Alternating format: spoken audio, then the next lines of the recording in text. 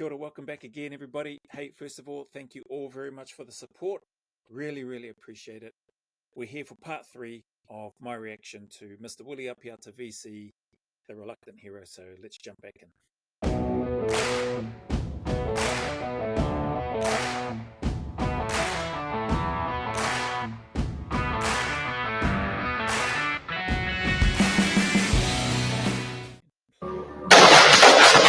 Meanwhile, Willie learns the financial and personal pressures all VC winners must face. I was concerned, as any commanding officer would be, when one of his subordinates is put into a position like this. I was concerned for him personally. While some recipients and their families have succumbed to the substantial dollar value of the medals, others have suffered a greater toll. There are enough stories of Victoria Cross winners that have ended up destitute or drunk and destitute. We certainly didn't want that to occur, and there's no inclination that it's likely to either. Finally, after much demand, the media are granted a series of closely supervised one-on-one interviews. All right, if you guys will follow me, well, welcome to the unit. But the very private soldier is still uncomfortable with his public role. That's sad, to hear the fact that there have been a number of Victoria Cross winners become destitute, found themselves in financially hard times. Can't imagine how or why that happens, but it's tragic to know and to see and to hear that stuff happens. Thankfully, Willie's not in that position as far as I know anyway. Last time I saw him and the place where he is now, it's amazing. And hopefully nothing like that ever happens. He has, sadly, returned his Victoria Cross due to some of the differences of opinion in regards to the definition of a veteran here in Aotearoa, New Zealand. I'll get around to having a look at that. I've just been waiting for some of the dust to settle in and around that space, and I'll likely reach out to Willie first and just sort of, not to do an interview with him or anything like that and put it on here, but just to sort of get his take and see what his thoughts and stuff are before I step into that space. But yeah, sad to know. I never thought I'd ever be talking to the media about it. Yeah. Hello. With his famous corporal on edge, the CEO lets everyone know exactly where the boundaries lie.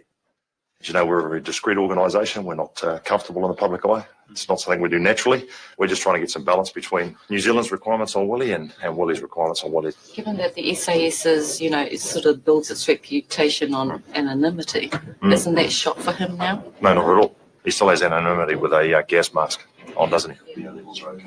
Yeah. The media are no longer covering the story for just New Zealand, but for news agencies around the globe. Last week, Willie Apiata was this anonymous bloke. And now you're having to do all these horrible interviews with us. The public in New Zealand want to know who I am. It's a soldier in the NZSAS, and that's who I am. We've been receiving messages on our website, and they've been coming in by the hundreds. They generally wanted to know who I was and how I was feeling. Yeah, it's still quite overwhelming, the experience that I'm going through, and I'm taking it one day at a time. Someone quoted you saying you'd rather face the Taliban than the media. There's a couple of them there actually that were sort of right up in your face, but hey, I all know they just want a piece of Willie Apiata, so we had to give them a little bit. To put you in front of that and take your photo is an honour, right?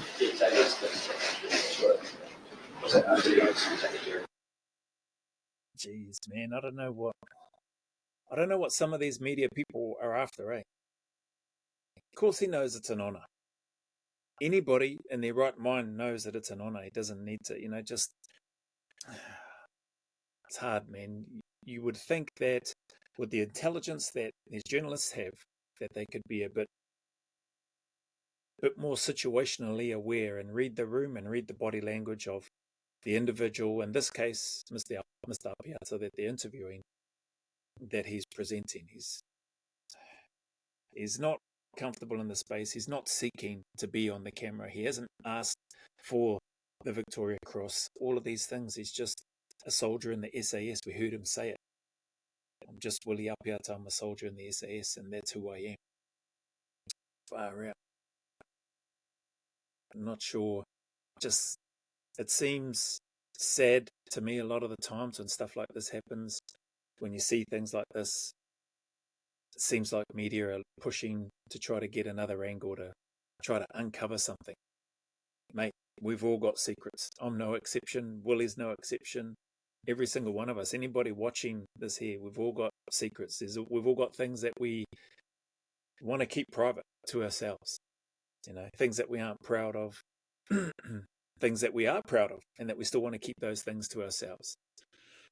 So it's just, yeah, I don't know. It's just frustrating for me. I can't find the words right now. I don't remember this part when I saw it all those years ago, and so trying to come up with the words right now is frustrating me. But anyway, Big words you don't really like. You were just doing your job. Huh? Okay.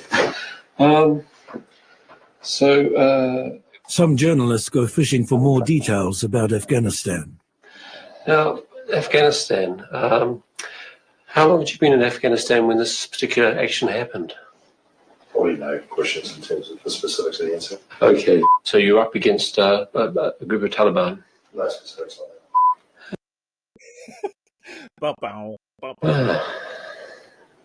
So there's really no more details about Afghanistan that we... No, the specifics of the answer. There's very good reasons for that. We're not being defensive, and we're not trying to hide anything.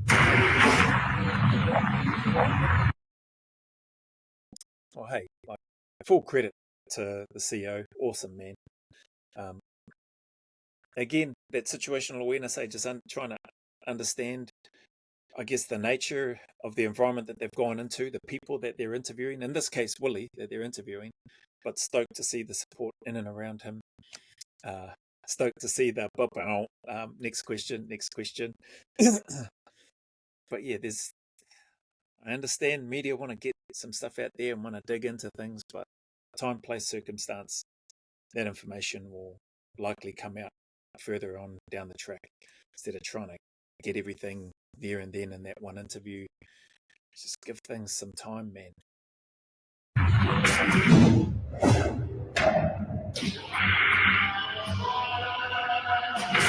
In the hunt for Al-Qaeda terrorists, Corporal Willie Apiata's patrol had travelled to the remotest regions of Afghanistan. We go to villages to talk to the locals, and some places we go to, they haven't seen soldiers since the Russian days. Biblical is the only thing that springs to mind. Donkeys, people carrying piles of wood, mud huts, very biblical. There was a number of occasions we'd go into a village and we'd get flowers thrown onto our vehicle because they were quite happy to see us. We're a different bunch, as Kiwis. We pretty much get on with just about everybody. But greetings weren't always so enthusiastic. Just happened to approach this village just before last light and thought we'd jack up a visit in the mornings and let people know that we were there. The welcoming we got as we went through that village was quite hostile, just in the way that they looked at us. We had been told previously that the village was sympathetic to Taliban. Yeah, and that's tough. Few things in there. Love Willie's comments and his cordial around, Kiwis in general. Well, biased, right? I'm biased. I typically have always carried and had that sort of perception. I like to feel like and think that I can get along with most people, regardless of ethnicity, beliefs, culture, etc., nationality, language. And there is something about, I suppose, the New Zealand approach and the Australian approach. But again, I've spoken about in other videos, the cultural aspects and the approaches to a lot of things are very, very different. But when it comes time to mahi and work, like a lot of very similar traits and expectations and standards. But coming back to this and going in and speaking with people, you get a bit of a sense and a feel for when an environment or a population is receptive to you being in that area. You also get a sense or an idea if people aren't necessarily digging your vibe or feeling your presence and would rather you not be there. And it's probably not well, it's hard for me to explain, but it's probably not hard for anybody listening and watching and taking this in to know what that's like. I've no doubt you've been in environments, situations, whether it's the corporate world, whether it's the community sector, public sector, community sector, whether it's military.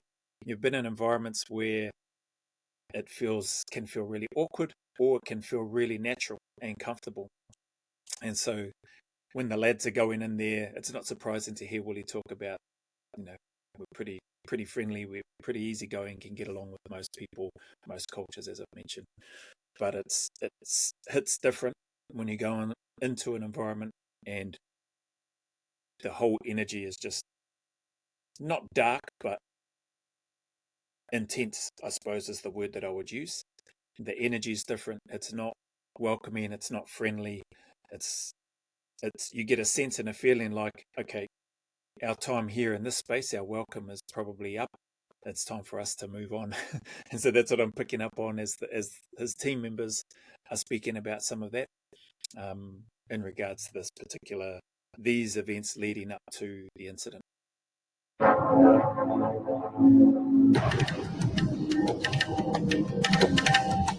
With the meeting set up for the next day, the patrol moved away from the village to make camp for the night. Some form of dominating ground that we can fight from, that you feel secure in, that they've got eyes on basically all around the fence. But the landscape failed to offer an ideal location to lay up. But there was still a lot of deep ground that we couldn't see into. Hiding in the shadows, a hostile army was amassing.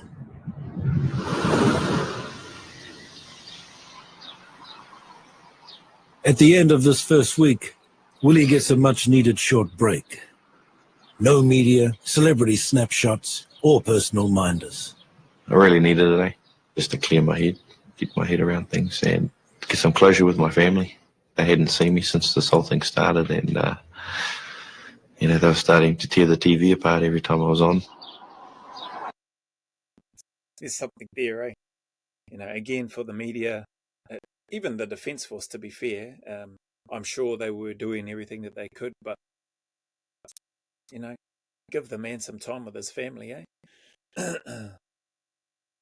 This stuff happening, whirlwind tour, being pulled left, right and centre. Far out. You want to talk about the mental health and well-being of individuals? Here's some good examples of what to be mindful of or conscious of. Yeah, he's a hard man, hard-working, dedicated, committed, loyal. All those things that encompass what an operator within the New Zealand SAS is. Lives by and breathes the tenets of the unit, and is capable, right? All of those things, but he's still just a man at the end of the day. Still just skin and bone, flesh and blood. Still has a heart and a mind, and still has, in this case, has his family that he's wanting to be with, and just needed some time for himself. So, just trying to space some things out.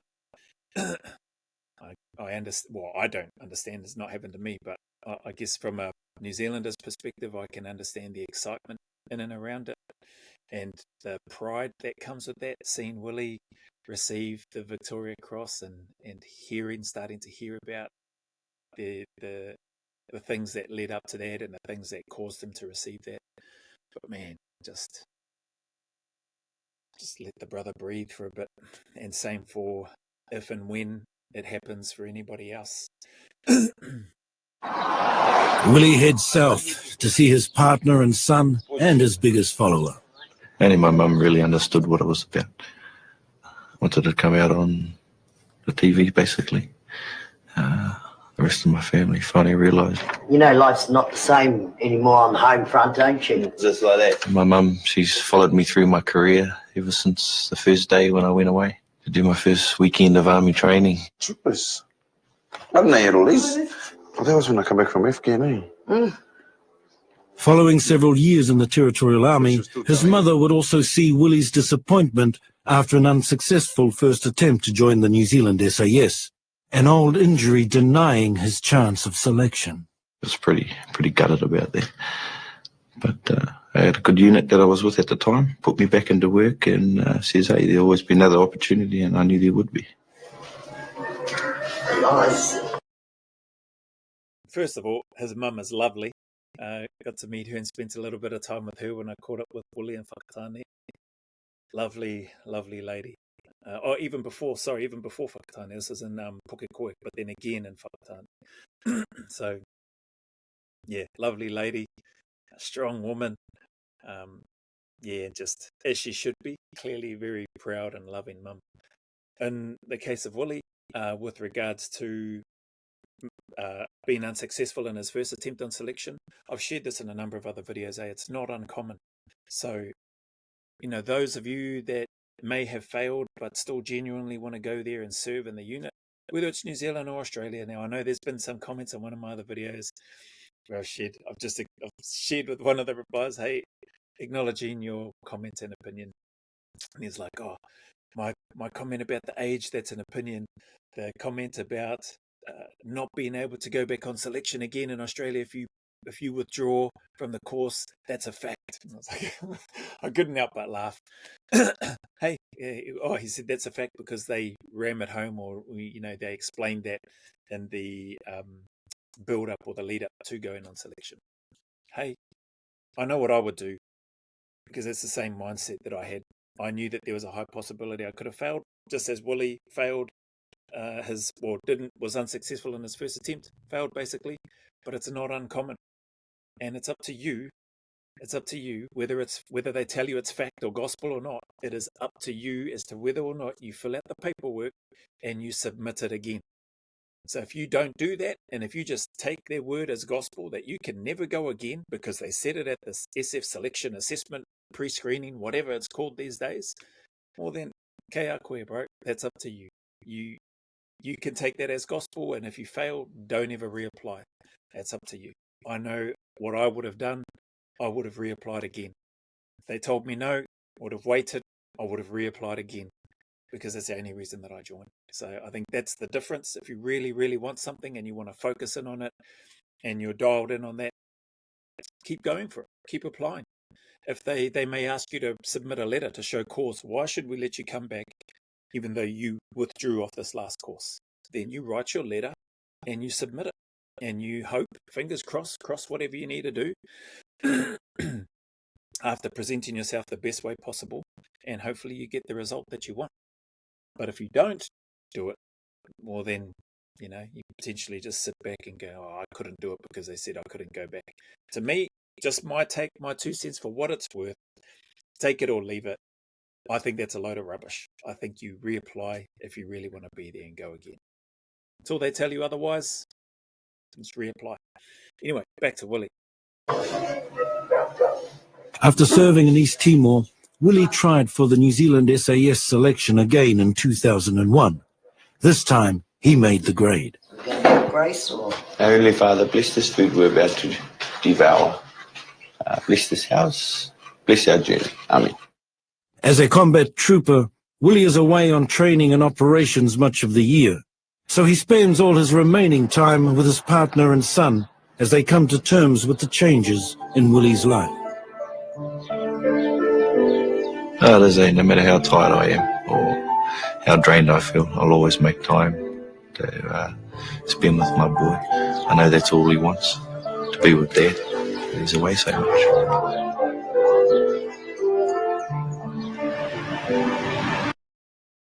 His son, or the son that I met, is a blinking tall unit these days. I'll see if I can find that picture and put it on. But yeah, it's lovely. Obviously, all growing now. But blinking heck, his son is tall. I don't know where his son gets his height from. Todd's gone.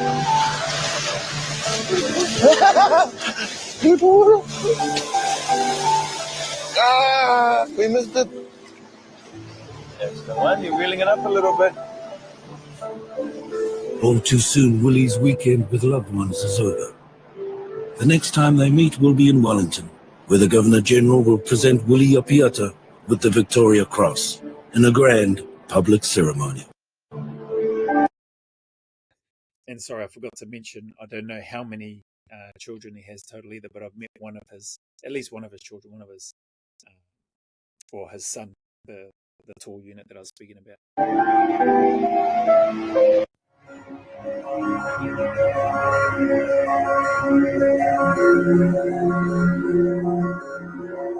The day has finally arrived for the investiture of the Victoria Cross.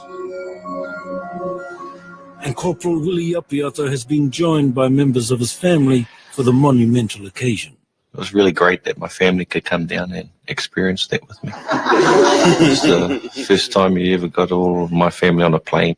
My mum's never flown. My two older sisters have never flown. You know Daddy will be there waiting for you, all right?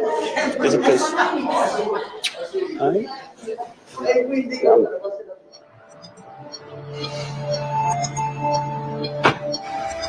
Willie's short journey to Government House will take only 15 minutes, but it's a day 3 years in the making.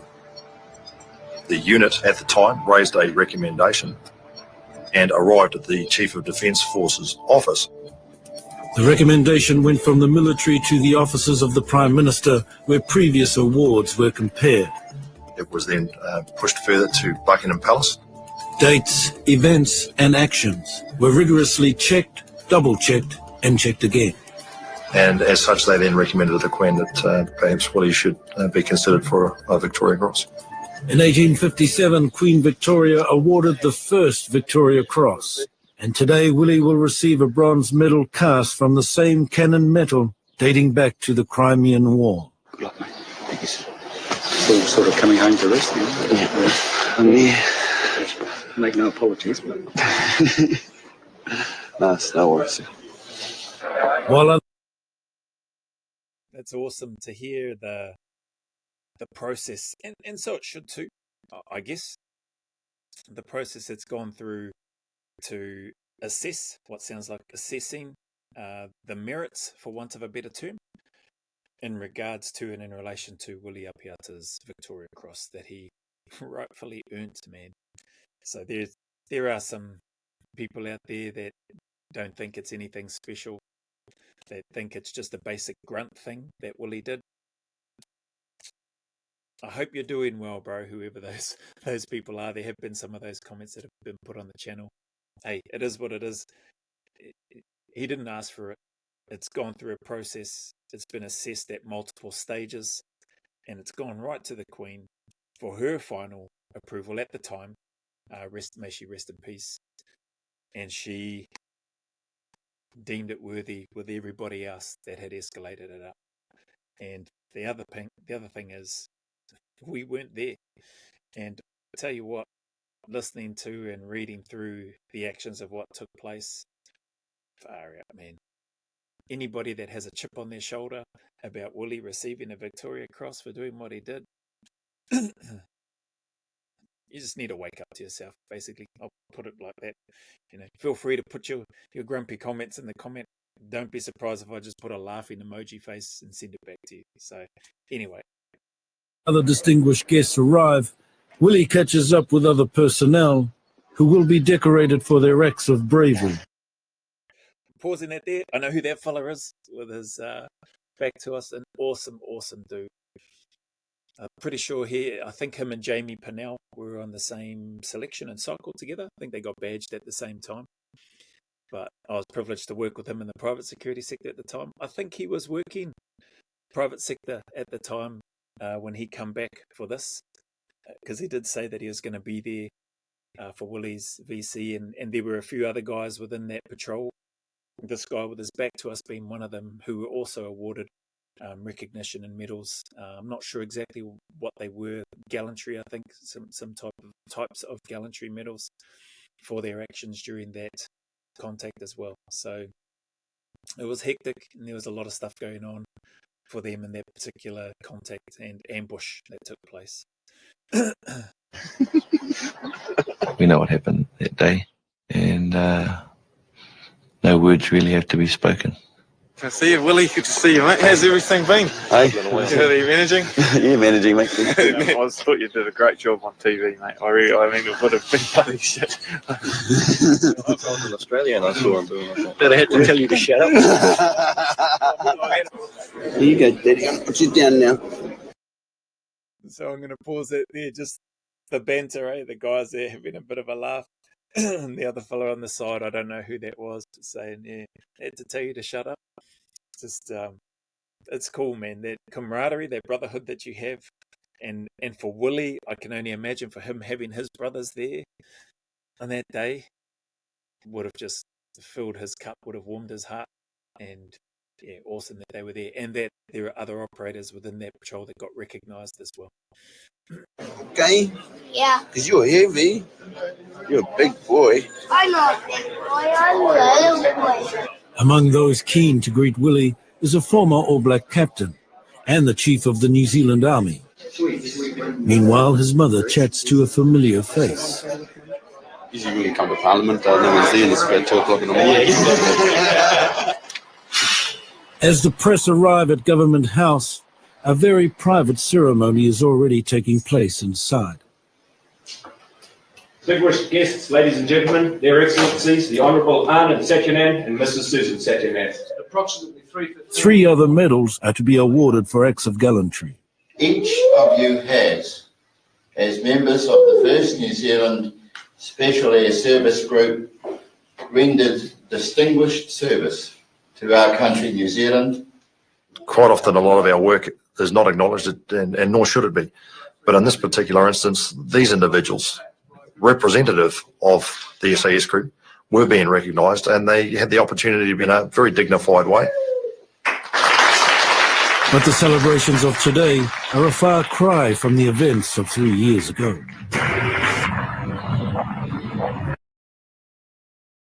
I love what the CEO just mentioned there, that they're being recognised, you know, that they're not seeking for that. I can't remember the exact words, but the fact that those other operators were recognised for their acts during that ambush and that contact is awesome. I will probably, I'll wrap this one up here because it's nearly 30 minutes.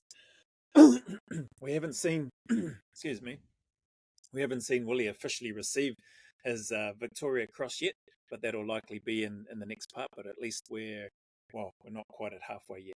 But I'll come back. Hopefully it's flowing a little bit better. I am trying to get better at allowing the videos to flow for a little bit longer before jumping in and adding in my 2 cents.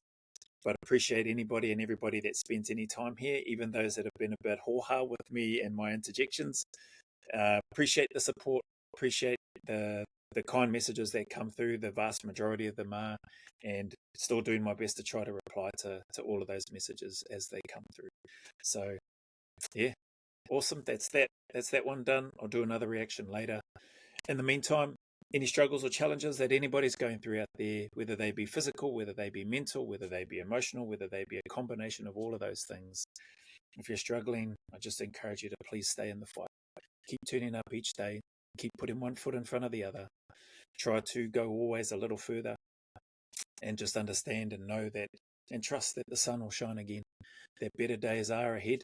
They're just around the corner, just over the horizon. There's a light at the end of the tunnel. However you want to frame those seemingly sort of maybe throwaway lines, but they are real. They are true. We all have our struggles and challenges. I'm no exception to that. And I just encourage you to keep staying in the fight. So thank you very much. Remember, who dares wins. And until the next video, big man away from me to you.